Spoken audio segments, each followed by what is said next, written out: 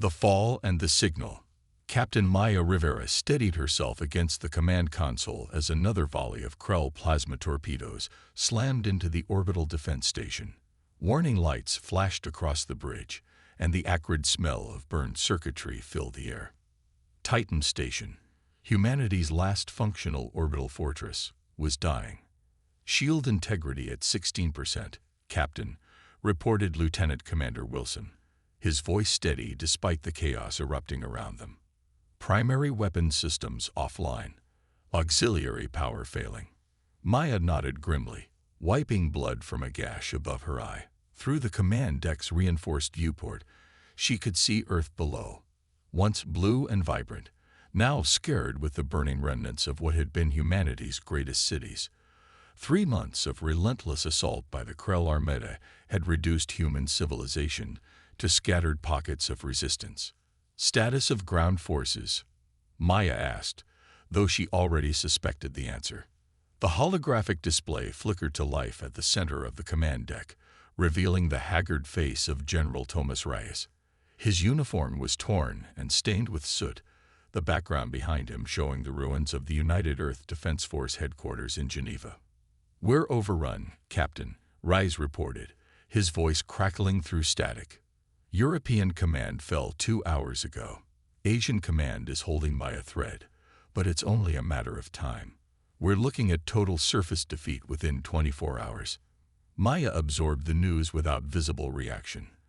The Krell, with their crystalline exoskeletons and phase shift technology, had methodically dismantled humanity's defenses planet by planet, colony by colony. Mars had fallen within days. The Jupiter settlements lasted barely a week. Now Earth, humanity's cradle, was about to join the list of conquered worlds.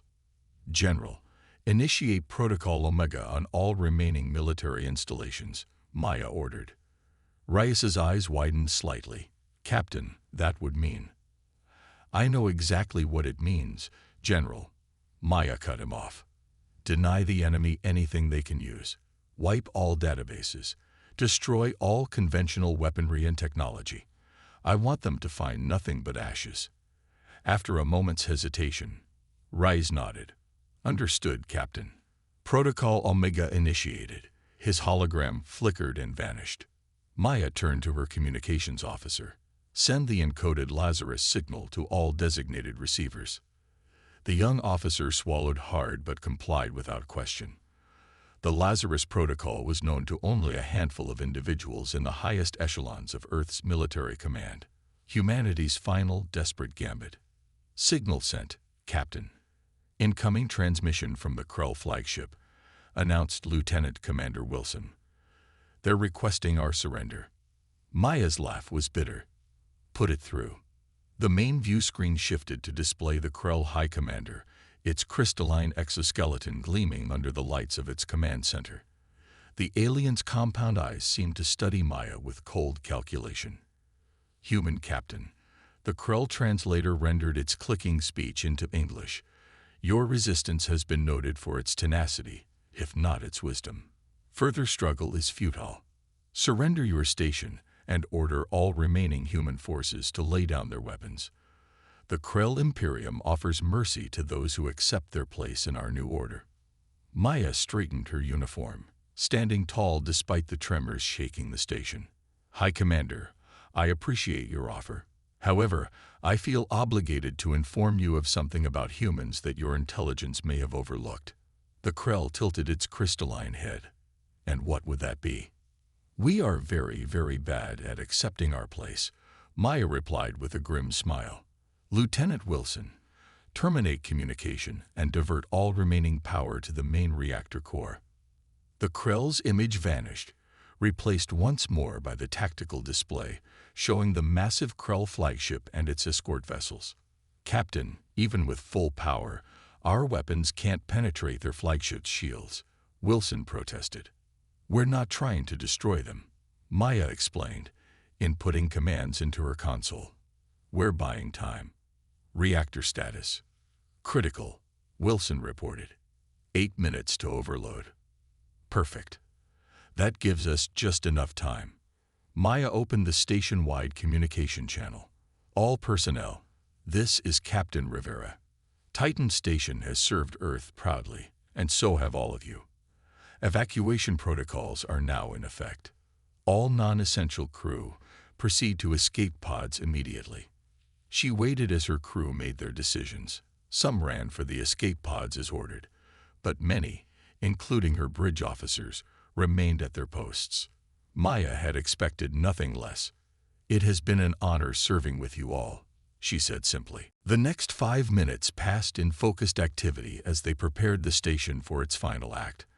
Outside, escape pods jettisoned away from the doomed platform, tiny sparks of hope racing toward Earth's atmosphere. "Reactor at critical mass," Wilson reported. 2 minutes to detonation. Maya sat in her command chair, watching as the Krell fleet began to approach the failing station, eager to capture whatever secrets it might hold before it collapsed. They would find none. "Do you think it will work?" Wilson asked quietly, taking his station beside her. "Lazarus." Maya stared at the approaching Krell vessels. "It has to. We've sacrificed too much for it to fail." As Titan Station's reactor reached critical mass, Maya closed her eyes.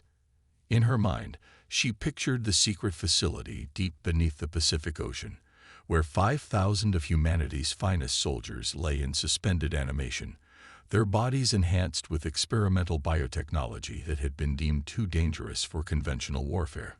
Alongside them rested autonomous manufacturing systems and advanced weapons prototypes that conventional military leaders had considered too unproven for the defense of Earth. All of it waiting, hibernating, ready to awaken when the Lazarus signal arrived. 30 seconds to detonation, the computer announced calmly.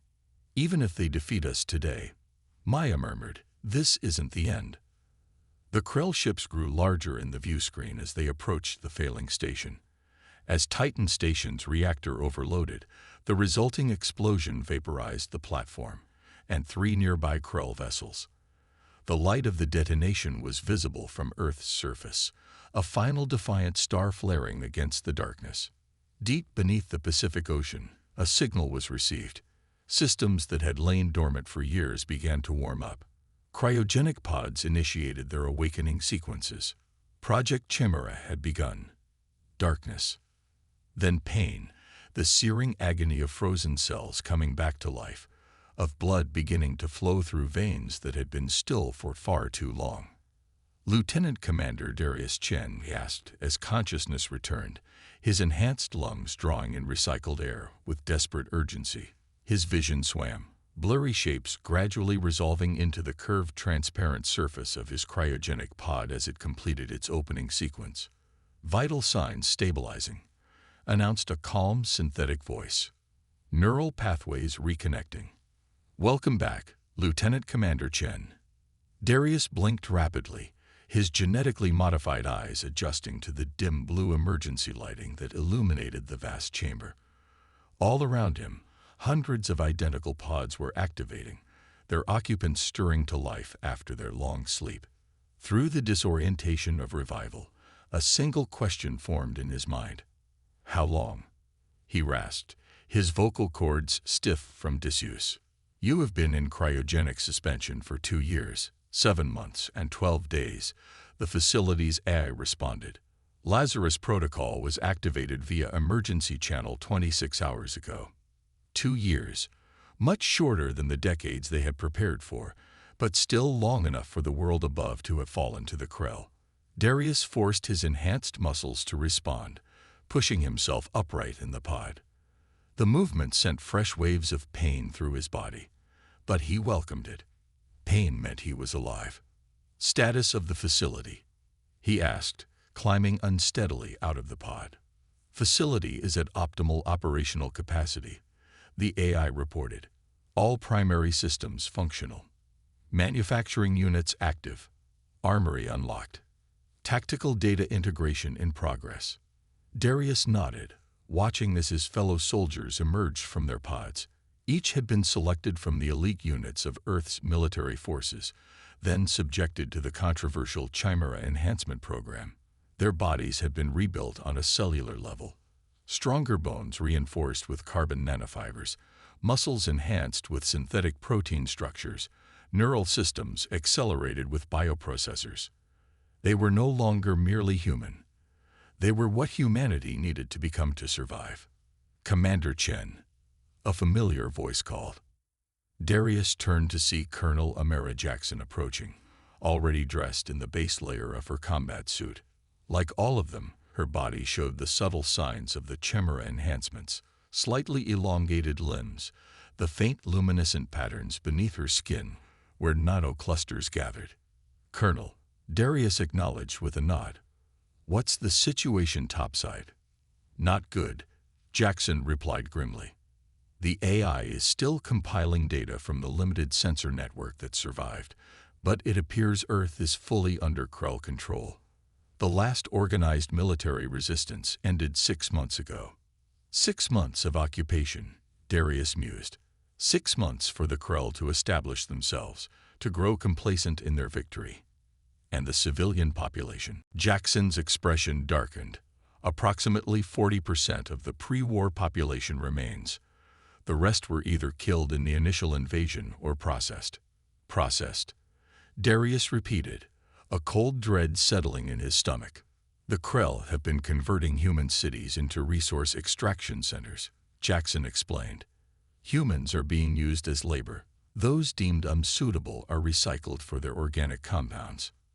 Anger flared hot in Darius's chest, not the uncontrolled rage of his pre-enhanced self, but a focused, calculating fury that his modified brain channeled into tactical thought.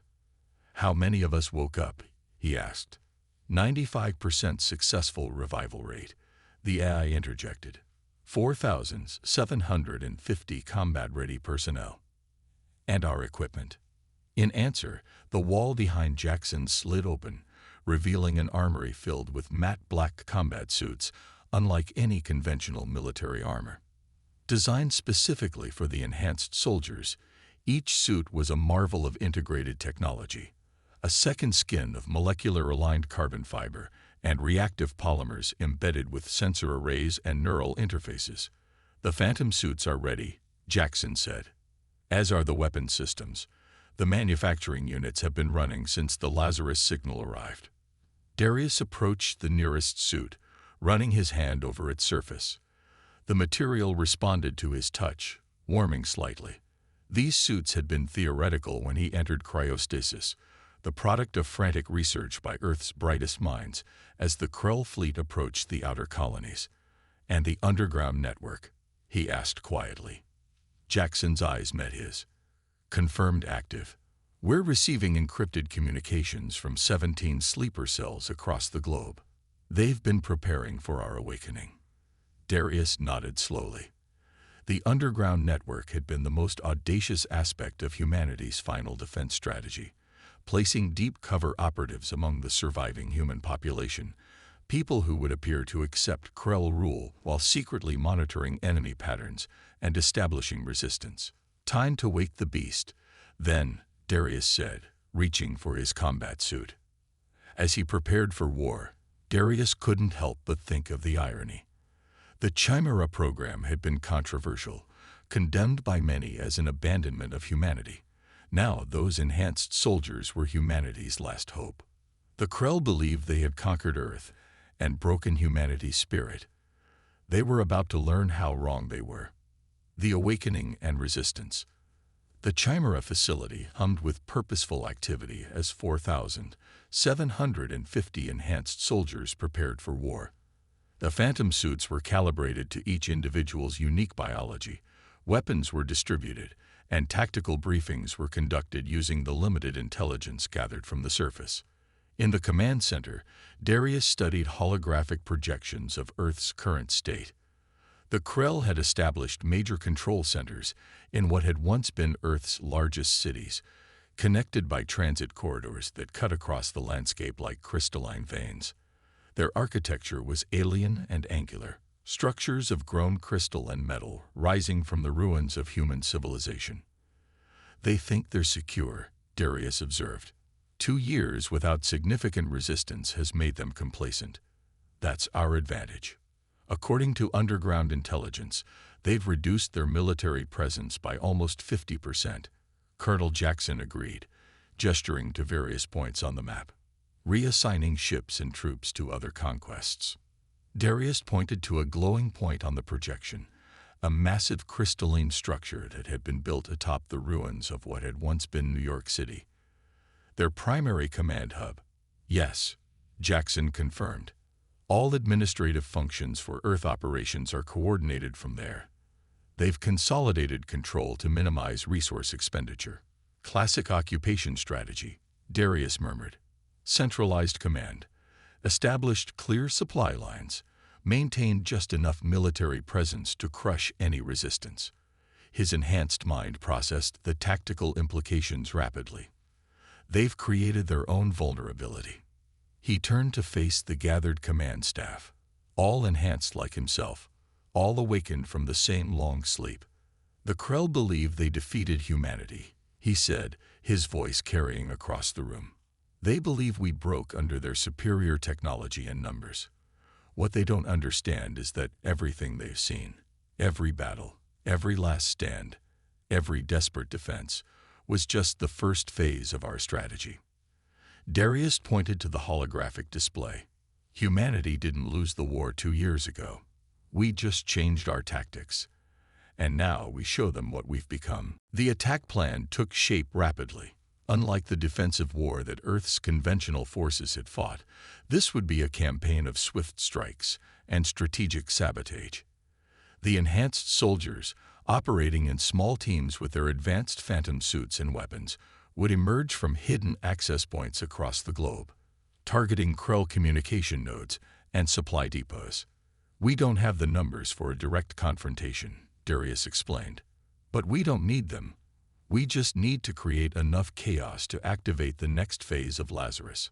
As the final preparations were made, Darius stood before the assembled soldiers in the facility's central chamber, looking out at their faces, all altered by the same enhancements that had changed him, all bearing the same resolute expression. He felt the weight of history pressing down upon them. "You all know why we're here," he began. "We volunteered for the Chimera program, knowing we might wake to a world already lost. That time has come. Outside these walls, our species has been conquered, our cities occupied, our people enslaved or worse." He paused, letting his gaze move across the assembled troops. "But humanity is not defeated. Not while we stand. Not while we remember. The Krell believe they conquered Earth and broke humanity's spirit. They're about to learn how wrong they are." A low rumble of agreement passed through the crowd. "Each of you has been enhanced beyond what any human soldier has ever been," Darius continued. "Each of you has been trained to use abilities that our ancestors would have considered superhuman. We are no longer just the defenders of humanity. We are its evolution, its response to an existential threat." He raised his fist. "Today we begin the real war.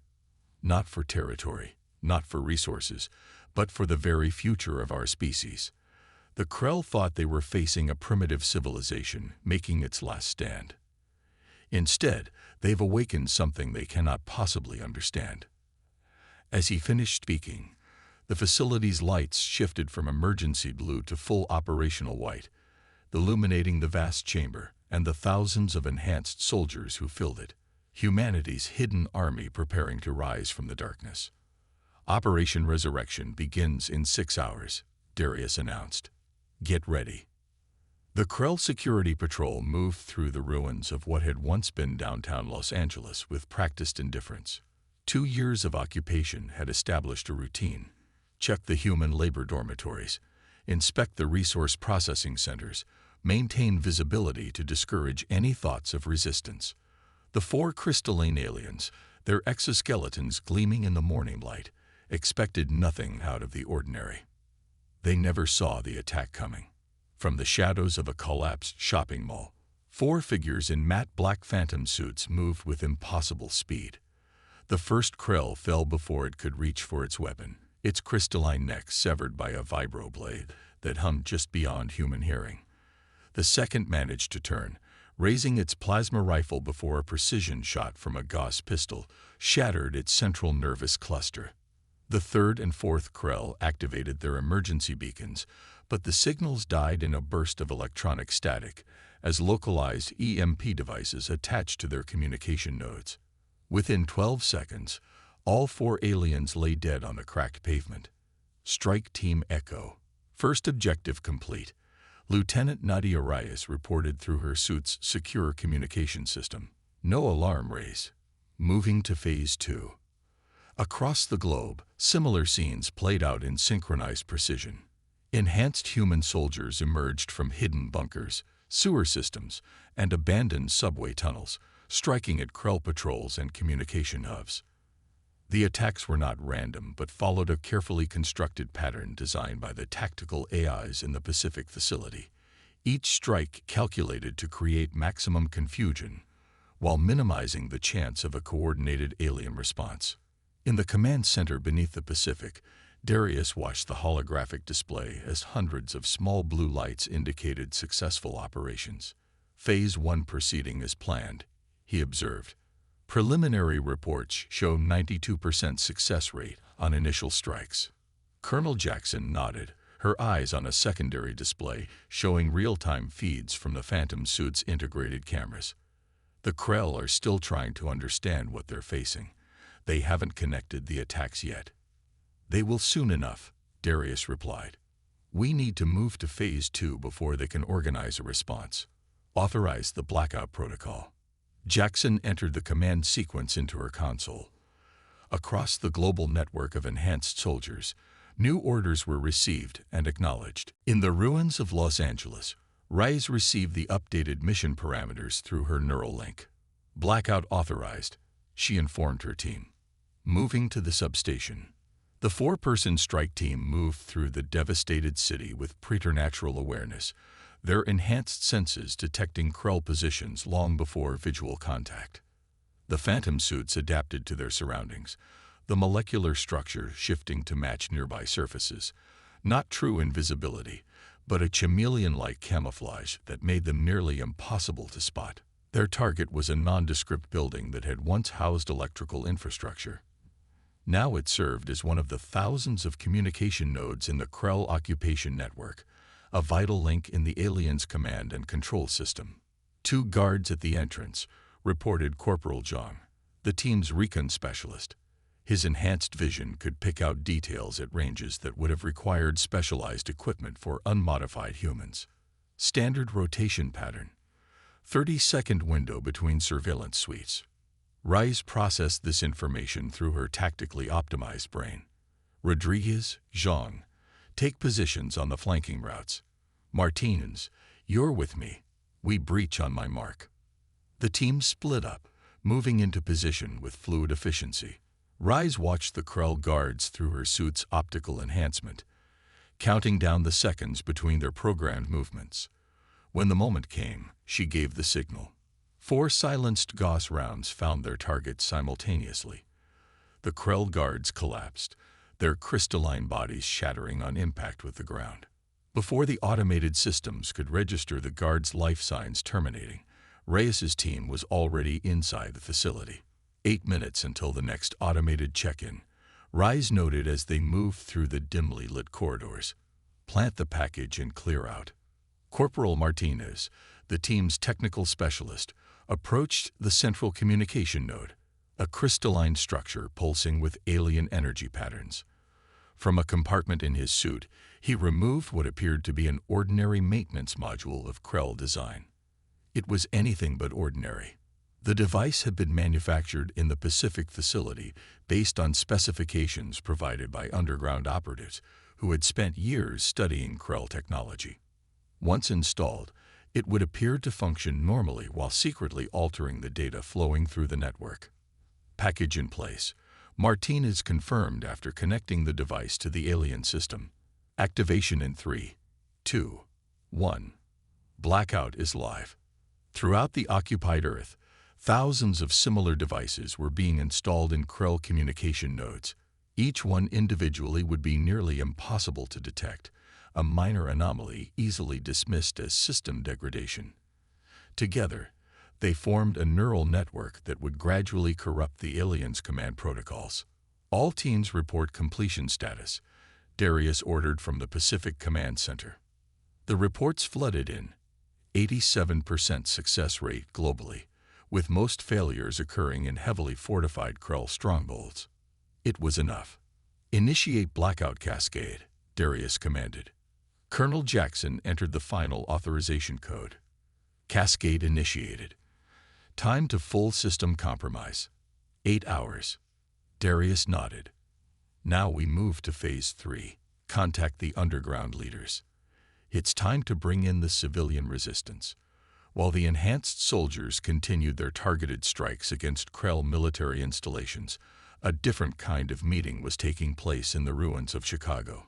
In the basement of what had once been a public library, now half-collapsed and seemingly abandoned, representatives from the largest human resistance cells gathered to meet with a Chimera operative. Major Elena Diaz, her phantom suit reconfigured to appear as ordinary clothing, studied the faces of the resistance leaders. They were thin, scared, their eyes haunted by 2 years of occupation. But underneath, she could see the iron will that had kept them fighting when all seemed lost. "So it's true," said a gray-haired woman who had introduced herself as Dr. Chen, leader of the Midwest Resistance Network. "The rumors about super soldiers sleeping beneath the ocean. We thought it was just propaganda, something to keep hope alive." "Not propaganda," Elena replied. "We are very real.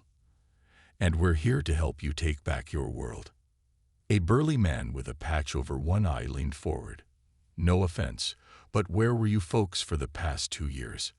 We've been dying out here while you've been taking your nap." Elena met his gaze steadily. The Chimera program was never meant to be the first line of defense. We were the contingency plan, designed to activate only after conventional forces had failed and the enemy had grown complacent. If we had awakened immediately, the Krell would have been at their strongest, and we would have been crushed just like the regular military. She gestured to the digital map spread on the table between them. Now they've reduced their forces, consolidated their command structure, and grown used to a docile, defeated population. That's when we strike. "And what exactly are you proposing?" asked another resistance leader, a young man who couldn't have been more than 25. "A coordinated global uprising," Elena explained. "In 8 hours, the Krell communication network will begin to fail. Their forces will be isolated, unable to call for reinforcements. That's when both our forces and your resistance fighters strike simultaneously." Dr. Chen frowned. "We've tried uprising before. The Krell slaughtered thousands. This time will be different." Elena assured her, "You won't be facing them alone. And you won't be using makeshift weapons." She nodded to the crates her team had brought in. "Open them." The resistance leaders approached the crates cautiously. Inside, they found not the expected conventional weapons, but sleek, advanced devices, unlike anything they had seen before. "These are stripped-down versions of our own technology," Elena explained. "Pulse rifles capable of penetrating Krell exoskeletons, portable shield generators, communication devices that operate on frequencies the Krell can't detect." "Where did all this come from?" the one-eyed man asked, examining a pulse rifle with expert hands. "We've had manufacturing facilities running since we received the Lazarus signal," Elena replied. "Mass-producing weapons specifically designed to combat the Krell." Dr. Chen looked up from the crate she was examining. "How many resistance cells are you contacting?" "All of them," Elena said simply. "Globally, simultaneously." A hushed silence fell over the room as the implications sank in. This wasn't just another desperate skirmish or sabotage operation. This was the beginning of a true counteroffensive. "They'll never expect it," the young resistance leader breathed. "A coordinated attack from both enhanced soldiers and civilians." "Exactly," Elena confirmed. "The Krell believe they broke humanity's will to fight. Instead, they're about to face the full fury of a species fighting for its very existence." As the resistance leaders began to discuss distribution and tactical plans, Alina sent a secure transmission back to the Pacific facility. Underground network engaged. Phase 3 underway.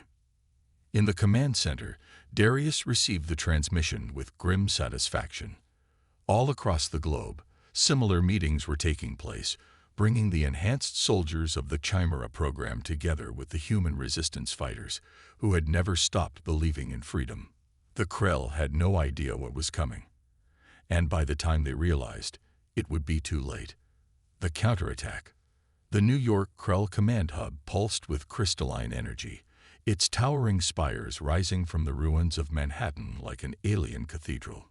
Inside, Overseer Kedlak, Supreme Commander of the Krell Occupation Forces, moved through the central chamber with growing irritation. Reports of isolated attacks have been coming in for the past 6 hours.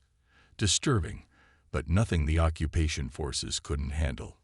Until communication began to fail. "Explain this malfunction," Kedlak demanded, its crystalline form vibrating with anger as it addressed the technical specialists. "Unknown, Overseer," one of the technicians responded. "The system diagnostics show no errors, yet communication with outposts continues to degrade. We've lost contact with 37% of our forces globally." "Impossible," Kedlak hissed. "Initiate emergency protocols. Deploy security forces to all vital installations. This is not a malfunction. This is an attack." But as the Krell commander gave the orders, the communication system flickered again, the holographic display dissolving into static before reforming with a message no Krell had expected to see. "Humanity sends its regards." The attack began at precisely 300 hours, Global Standard Time. In cities across the planet, enhanced Chimera soldiers and human resistance fighters emerged from hiding, striking at Krell installations with synchronized precision. But this was no desperate guerrilla action. This was a full-scale military offensive, executed with devastating efficiency. In Los Angeles, Nadia Reyes led Strike Team Echo through the Krell Processing Center, their phantom suits allowing them to move like shadows through the alien facility. The pulse rifles they carried cut through Krell exoskeletons with surgical precision, the crystalline bodies shattering under the concentrated energy. Processing controls secured, Reyes reported as her team reached the central chamber, releasing human laborers now. Throughout the facility, holding pens open, releasing thousands of emaciated but determined human workers. Many had been resistance sympathizers, forced into labor but ready to fight when the moment came. Now, armed with weapons provided by the underground network, they joined the assault, their numbers overwhelming the confused Krell guards. Similar scenes played out across the globe. Mexico City, Tokyo, Cairo, Sydney, all reporting successful operations as the Krell struggled to coordinate a response through their compromised communication network. In the Pacific Command Center, Darius monitored the global situation, the holographic display showing a planet lighting up with resistance. 78% of primary targets secured, Colonel Jackson reported. Krell forces are in disarray, unable to coordinate counterattacks. The blackout protocol has exceeded expectations. Darius nodded, his enhanced mind already calculating the next phase. It's time. Prepare the assault teams for New York. The Chimera Prime units will take the command hub. The Chimera Prime units, the most heavily enhanced soldiers, with the most advanced phantom suits and weaponry, had been held in reserve for this critical mission. Taking the New York command hub would not only cripple the Krell occupation force, but would provide access to their interstellar communication array, allowing humanity to send a message to the Krell homeworld. "I'll lead the assault personally," Darius stated, rising from his command station. Jackson looked at him sharply. "Commander, protocol dictates.